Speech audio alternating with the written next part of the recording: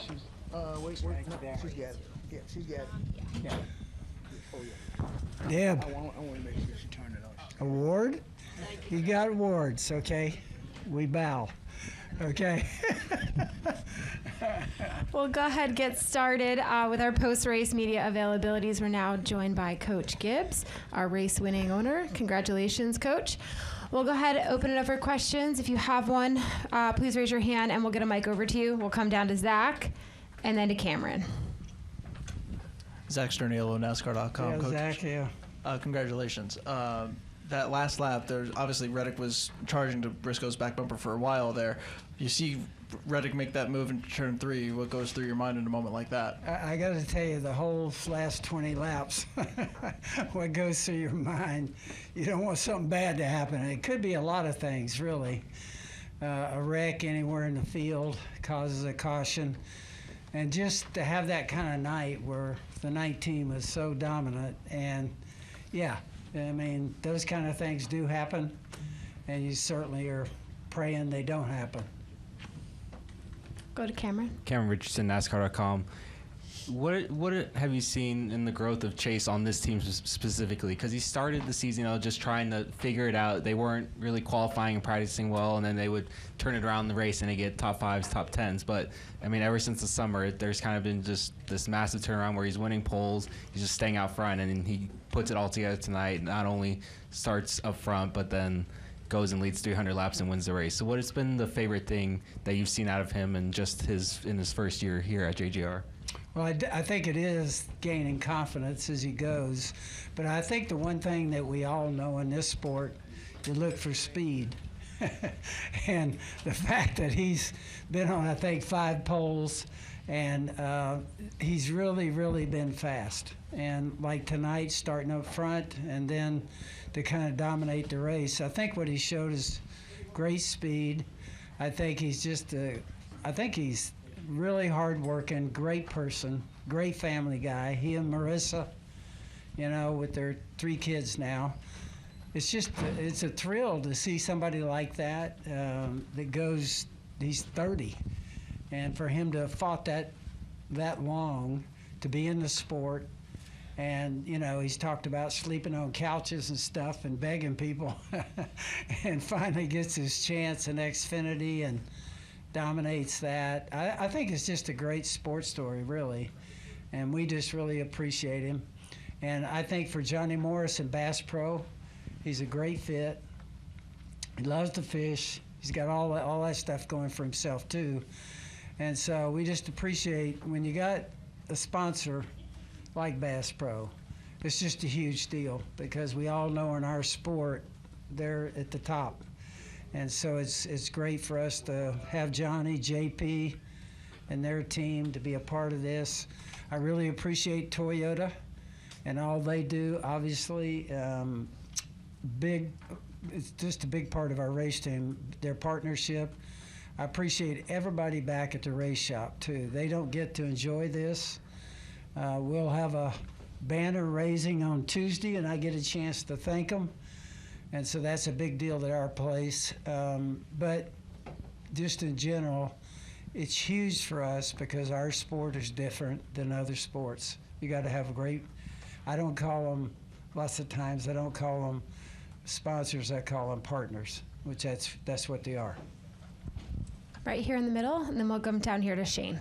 Hey, I'm Chris Weaver with Fox 8 WGHP up in High Point. Coach, when he won the race last year, you were one of the first people at Victory Lane to congratulate him. He wasn't even on your team yet.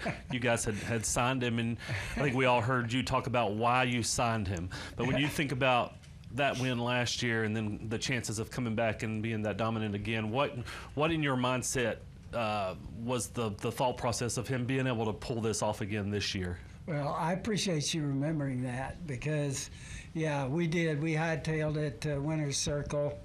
It was just, it was great. We went through a whole process and, of who's going to replace Martin.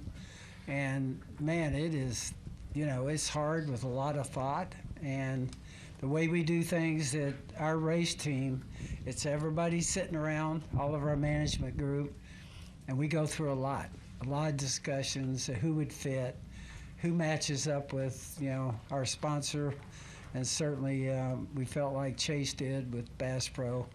And so it's a big process, and it's very important because that's a quarter of our race team. And so it's just, we got a lot of people that depend on that. JD used to always tell me that was his number one thought, was our people. You know, that, you know, we got 450 people we have to look after. And so it becomes critical, those decisions, because we all know, everybody in this room knows, you're not going anywhere unless you got a really, really good crew chief and a really, really good pit crew, and in particular, a really, really good driver. So that's kind of what our sport, you know, kind of honors. We'll come down here to Shane, and then over here to the right to Pete. Shane Connick, Charlotte Observer. Coach, when you think back to winning Super Bowls and you have early in the playoffs, you want to get as big of a lead as you can, as early as you can, and try to get any buys that you can early in those rounds. And so when you were able to get a driver like Chase Briscoe and not just win today, but do it as dominant this early in the playoffs, just how important is that start to the postseason? Well, this racetrack is one that everybody in our sport thinks is probably one of the hardest racetracks to race. And when you go 500 miles, that thing is a long time, man. It's a test of machine and driver and pit crew. We probably had 10 pit stops tonight. And that crew so far has been number one on pit road for the last few weeks. So it takes everything. And if you go 500 miles here, odds are if you got a weakness, it's going to find you. And so thank goodness tonight, I said James and the team there, everybody, just really appreciate them. And I'm happy for James because it's a huge deal for him to be able to get together with Chase. And it takes an unusual chemistry for the crew chief and driver. They got to find a way to work together and go through all this. They've done it in a very quick amount of time, and I got to tell you, it's really impressive. And I'm in the background, so I all I do is pray. I think I like it. We're going to go ahead and we're going to take a few more for Coach, and now we're joined by our race winning crew chief, James Small. We'll go ahead in the back to Pete, and then to Jerry, and then over here to the left. Hey, Joe. Pete Iacobelli with the Associated Press. You mentioned how Darlington can be a really treacherous track and things can go wrong. How good is it, first playoff weekend, for Joe Gibbs Racing to have Denny come back, bounce back, and get in the top 10, for Toyota to have as many top 7 finishers as it did tonight?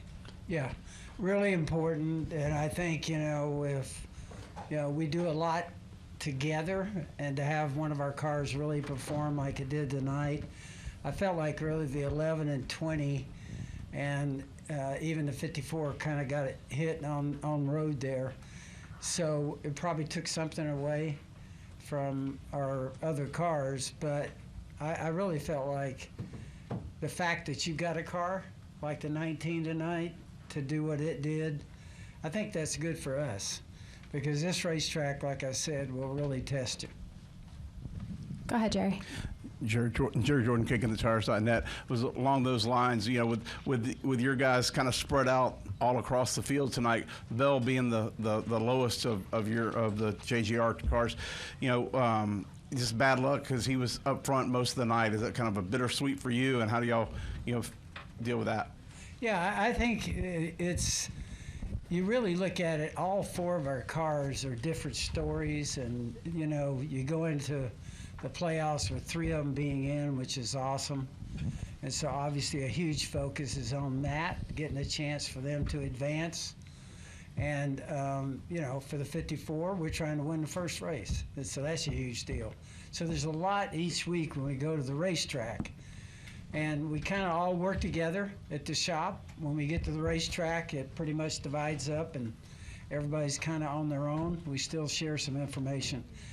But it's just, I love that part of our sport in the fact that it's really hard to get 3 or 4 teams to work together. And, it's different than obviously football, basketball, and baseball. It takes a lot of really good people to really sacrifice for the overall good of the team. And we're just fortunate. We got great people, really.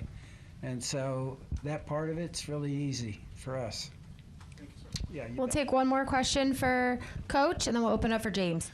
Barry Richmond, WAKG, Danville, Virginia. You know, when we talk about Chase Briscoe and expectations for this year, what were your expectations? Has he exceeded those, or is he on course for what you hoped he would bring to the team? I think he's definitely performing at a point where I don't think we kind of thought that would be possible. It's extremely hard. You come to a new team.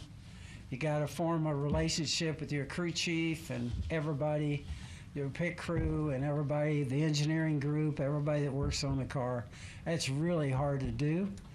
And I got to tell you, it's a credit to James and everybody and to Chase, the way they've approached this in a very quick way and put that car up front. It's been extremely fast and had great finishes.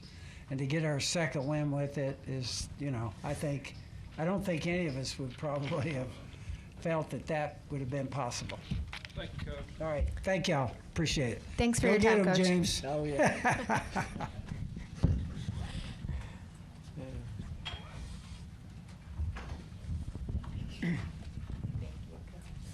We'll go ahead and open questions up for James. We'll start down here with Jordan, then go to Zach, and then Cameron.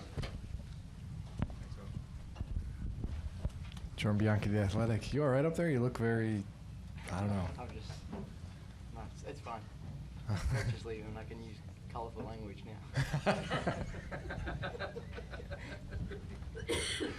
now. How big of a weight is this off your shoulders to start the playoffs like this with all, you know, it's the expectations that are on you guys? You know, anytime you win the first round, you know, it's just a massive weight off your shoulders. It's just, you know, as you've seen before, anything can happen on any given week and put you in a hole. So now going to the next two races and just not being in that situation is just incredible. But also it just allows us to focus forward to the next round as well now. So obviously still metrics and trying to get more, you know, wins and bonus points and things like that for the next round definitely is, you know, still what we're going to try and do. But, yeah, we can definitely look forward now. Did it feel tonight like the 19 team of when Martin was driving and you guys were hitting full song, you were leading all the laps, winning stages, and just kind of running away with things in a lot of respects? Yeah, it did. You know, and we've done that here before and thrown away at the end of the race.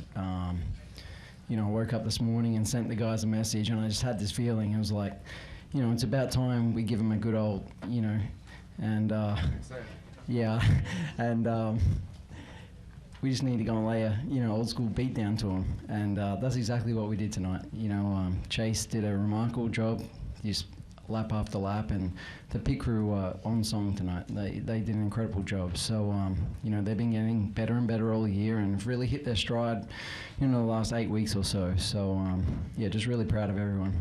I don't know if I'd call you guys a dark horse because it seems like quite a few people are kind of picking you guys for the championship 4, but do you feel like this is a championship caliber team as it is right now? Oh, 100%. So, you know, we started. It was difficult, you know, new situation for everybody, and we had a little bit of learning to do. You know, had some new people on the team as well. So just, you know, we had some speed and just took a little bit to gel and get everybody on the same page and an understanding of what we're trying to achieve every week. So I think we're there now. And, you know, I think a night like tonight really will give Chase confidence that, you know, he belongs. You know, I know he's told me he can feel people are racing him different now and things like that. And, you know, he's still relatively young in his career, and racing up front and competing for wins every week is not something that, you know, he's done on a week in, week out basis. But, you know, over the last 2-3 months, he's just gotten better and better and better. And, you know, tonight really showed that. Come over here to Zach and then to Cameron. Zach Sterniello, NASCAR.com. James, congratulations on this. The final moments of the race going into 3 and 4. Obviously, Reddick was making a battle of it the whole last run, but he makes that lunge into turn 3. What goes through your mind? Yeah, I was just hoping he didn't slide up and tag us. It's very hard to make a pass down there, and he hadn't been that great on the bottom.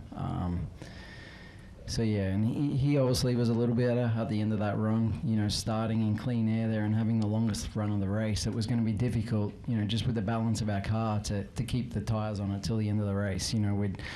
We've been swinging a little free on those yellow flag stops, and it's just such a tight balance with this car to get it operating in all the conditions you need. So yeah, it was going to be a challenge, but yeah, Chase did a great job managing. Go to Cameron, then Pete in the back. Cameron Richardson, NASCAR.com. James, earlier this season, you talked about how frustrating it was to not get stage points, but you guys were still grinding out top 10s, top 5s. At what point in the summer, or which race was it where that switch really flipped and you guys were really putting Saturdays together that led to top 5s and eventually wins on Sunday? Yeah, I think just within the team and within Chase himself and everything, I think it was like Kansas, final stage at Kansas. That was like the light switch. And really think when things started coming together and him really understanding it, and from that point on, there's been a few hiccups along the way, and there's been some issues on pit road along the way as well. But our qualifying speed came in really well. We've been working really hard on that, and as you said, when you're up front, you qualify up front, it sets yourself up for a really successful Sunday in terms of getting as many points as you can. And I think you've seen it, like not only our average finish, but our stage point accumulation in that period has been ridiculous compared to what we had in the first 10 races. So tonight was a great night again, and yeah, we just got to keep it rolling because every point's going to matter. We'll go to Pete. Hey, James. Pete Yakabelli, Associated Press. Did you guys have an issue with the alternator for a time, and how close was that to kind of derailing what you guys had going? Yeah, we did. Still don't know what it was. Obviously was not charging and working properly. It was holding steady, so it must have been doing something, but we shut down everything at the time, AC off. Cool shirt, he unplugged, turned it off. So, he had the man up there. He was hot. We were giving him water every stop to pour on himself. And, thankfully he listened and did some training like ours. So it paid off. So, yeah, he was hot, bothered, and, his brain still worked well at the end there. We'll come over here to the left to John. John Newby, Savage Ventures. So you talked about your pit crew earlier and just the job that they did. I was curious, so many teams on pit road made mistakes tonight. So many drivers made mistakes. You guys pretty much flawless. So was that the, lack of a pep talk, as Chase called it, or how did you guys just pull that off, in a time when people just crumble under pressure? I guess just preparation, man. Those guys work hard at the shop. They put themselves under pressure every practice. And realistically, they've been doing a very good job. They had a couple of hiccups at Richmond, and we've just got a good, solid group. They're primarily veterans, a lot of them. One kind of younger guy, but most of them have been on our team for a while now, and been through some times when they weren't so great and had issues as well. And those guys just never let up, and just proud of the effort they put in every day when they come to the shop and just work really hard at it. And you can see it in all the metrics we look at all the times, and a performance like tonight. That's going to give them a lot of confidence. We'll come down here to Dustin.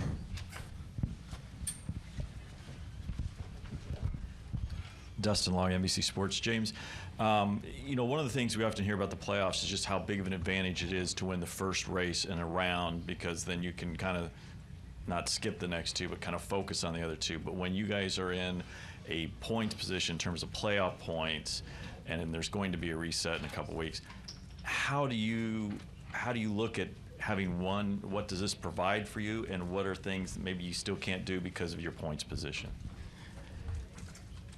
It does allow us a little bit, we can start focusing a little bit on the next round, but I feel like to win this championship as well, you need to be all in, 36 races every time. Just come trying to beat everybody down.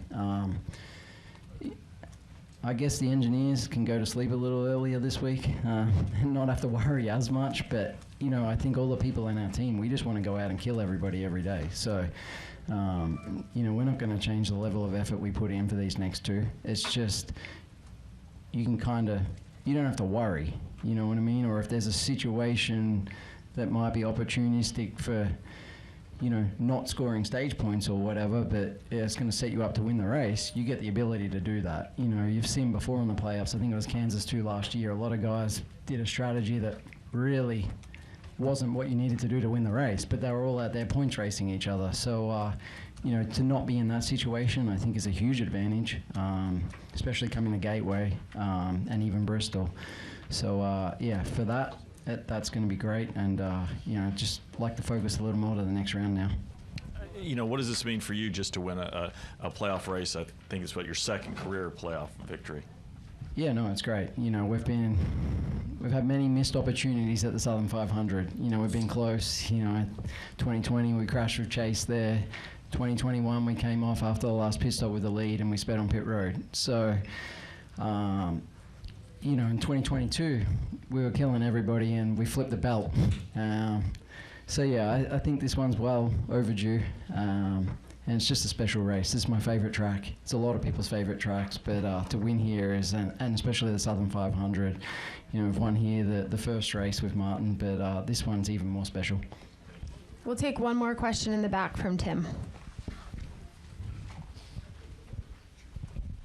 Tim Moore, Motorsports Today. Congrats on the win, James. When Chase came in here yesterday for his availability, he had mentioned that you guys hadn't talked about strategy, or at least your approach to the round of 16. So I just want to first off know, is that true? And if it is, does that maybe change your outlook moving forward of, you're just not going to exactly talk about what the plans are for a round going towards the round of 12? My plan is going to win every week. So it's simple. So, like I said before, go out, try and beat everybody's faces in. So, that's how we approach it. That's how everybody on the team does. So, the one thing we did speak about is, we spoke again this morning, just trying to be deliberate in your moves. Like, you don't need to be making low percentage moves, that don't have, especially in stage 1 and 2 when the points haven't been paid for them. You got to be smart about that. Because, we've had times this year, like, we're racing like we're still in his old car and he's making desperate moves. And, he's openly admitted that and we talked about it a lot. So, tonight he was very methodical in all the way he got through traffic, the way he raced with Denny after he kind of moved him out of the way. And, it's good to see. So, just got to do more of the same and be smart about it and we'll be fine. All right, James. Thanks for your time and congrats on the win. Cheers.